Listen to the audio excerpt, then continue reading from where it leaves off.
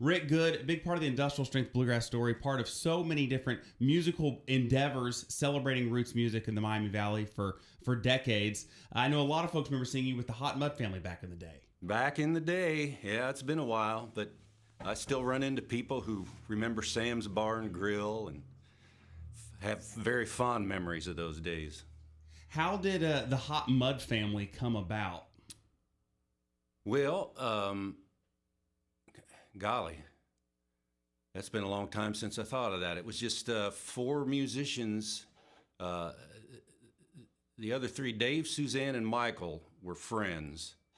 And they were playing kind of in the folk music scene, as I was. I didn't know them so much. And they started playing together, and it was when old 78 records were starting to be reissued. County Records, which I'm sure you're familiar with, started reissuing old Charlie Poole and the North Carolina Ramblers records and old Gid Tanner and Skillet Liquors and lots of old Carter family stuff. So that was just coming into vogue back then, LPs that were reissued 78s. And they were playing with those, and they all played guitar. And then we all did a gig at Wright State, and they noticed that I played the banjo, and they said, hey, we need a banjo player. And so I started hanging out with them out in a house just outside of Spring Valley, and we started playing together, and we got our first gig, and so we needed a name, and because we'd been learning a lot of Carter family songs, we said, well, let's be the Something Family.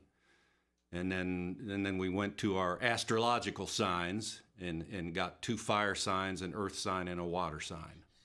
And that became Hotmud, and we had no idea it was going to follow us the next 12 years. We might have thought twice about that. Well, we use the phrase industrial strength bluegrass to refer to bluegrass music connected to southwestern Ohio. What made the Hotmud family's brand of industrial strength bluegrass so different?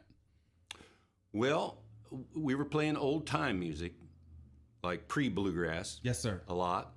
But because we were from Dayton, the Dayton area, we really were into singing. And we were all kind of growing up at the same time that Red Allen's boys were growing up, the Allen brothers, Neil and Harley and Greg and Ronnie. And we were playing the same kind of places, so we got to be friends. And they were wonderful singers in the tradition of Red and Bobby and Sonny. And, we talked about harmonies and stacking harmonies and where the lead went and how you do those turns that Red Allen was so famous for and all that beautiful high lead that Bobby sang. So we were really into singing, and that's kind of what made us cross the old-time music line. Like old-time bands back then were very separate from bluegrass bands. There was like a distinct line there. You either played the banjo with picks on your fingers or you didn't. Yeah. And the two worlds never met. Yeah. But then they did when we started combining those things. It was before Americana music, but that's what it was, basically. It was just finding your roots and following up the tree to the branches that appealed to you the most. What does it mean for you knowing how many new fans you brought to roots music, old-time music, folk music, bluegrass, because of the success of the Hotmud family in the time in which you guys performed? That's true. And the Living Arts Center, which has a presence in the Industrial Strength Bluegrass book, was integral to that. And that was the plan, actually, because the Living Arts Center was in East Dayton, like much of the 50s bluegrass music scene was. And the people who ran the Living Arts Center, which was an educational organization that was connected with the public school system, wanted to include the community, the neighborhood. And so we started doing a Tuesday night jam session, and there was a circle of people that sat around and traded songs, but then there were also, it was like a parking lot at a bluegrass festival. There were jam sessions in every nook and cranny you could find, plus outside when the weather permitted. And it worked beautifully in the sense that all these people who had come up Route 23 and Route 75 and settled in the Dayton area got wind of it and brought their guitars and their banjos and their fiddles and just started playing music together. And on Wednesday nights, we started the radio show that was broadcast live with an audience, and it was free. The audience was always packed, and it was very diverse audience. You know, it was college students and grade school students that went to the Living Arts Center for classes, and then it was all these transplanted Appalachian people from Kentucky and West Virginia and Tennessee. The homesick hillbillies you hear us talking about all the time. That's right. And we did that for 2 years up until the Living Arts Center closed. And it did really do the job of, like you say, expanding that audience and making people aware of the rich history. This vision of inclusion with roots music is something that you have pursued for decades, even past the Hotmud family. We were talking earlier about Rhythm and Shoes. How long did you and your wife Sharon present Rhythm and Shoes?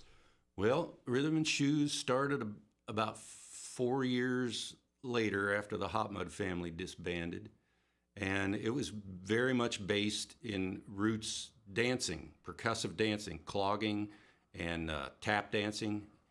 And some of the British styles of dancing, Irish step dancing, and it was a very natural fit. Sharon and I knew each other from the festival circuit because she was dancing with a group called the Greengrass Cloggers that were very popular back then. And well, back then it was like the Cloggers would be at a festival and whatever old time band was playing would play for them. It could be us, it could be the Highwood String Band or the Red Clay Ramblers, whatever. There was always a string band at a festival. So Rhythm and Shoes kind of took it a step further and had a band and the dancers so that the music became very much more part of the dances. It wasn't just a little more integral. Yeah. Right. And sometimes the dances were done to particular pieces of music, and that grew and grew, but it was always based on where those roots, the real roots, and that's where it got its energy. And that's so important to have a melding of those traditions because historically that's how it had been. Like we look at bluegrass music, of course, everyone knows, but often forgets how much passion Bill Monroe had for dancing. And, he grew up and just like so many of those early musicians did, playing those square dances and those community gatherings. And like it's always been a part of the roots of traditional music. And so to have an opportunity to present that melding of the music and the dance with Rhythm and Shoes, that is a great way to kind of reintroduce that marriage and that harmony to folks. Yeah. And we did that for 23 years. Wow. And so that was pretty much a career. You said Rhythm and Shoes went until 2010. Right. And within the last few years, the Big Family Business has been presenting a few Rhythm and Shoes revivals. Tell us about the Big Family Business. Love the name, but it is an accurate description of what the Big Family Business presents, isn't it? It is. Excuse me. Most of what we do now is with members of our family, as Rhythm and Shoes was. So it became an umbrella name organization, the family business. And sometimes we went outside the actual family to our tribe and included a bigger family business. And we've done a few big projects over the last few years that we called Big Family Business.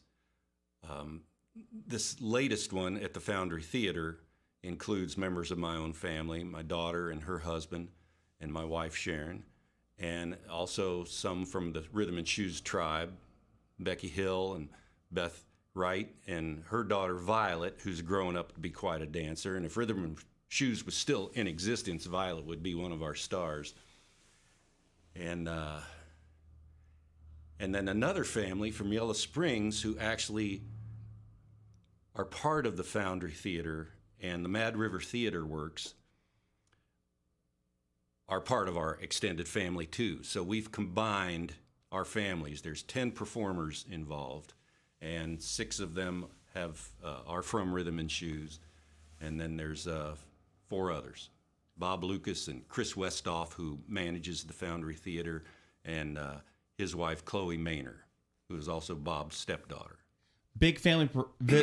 The Big Family Business presents a Rhythm and Shoes revival this Saturday, September 21st, at the Foundry Theater at Antioch College.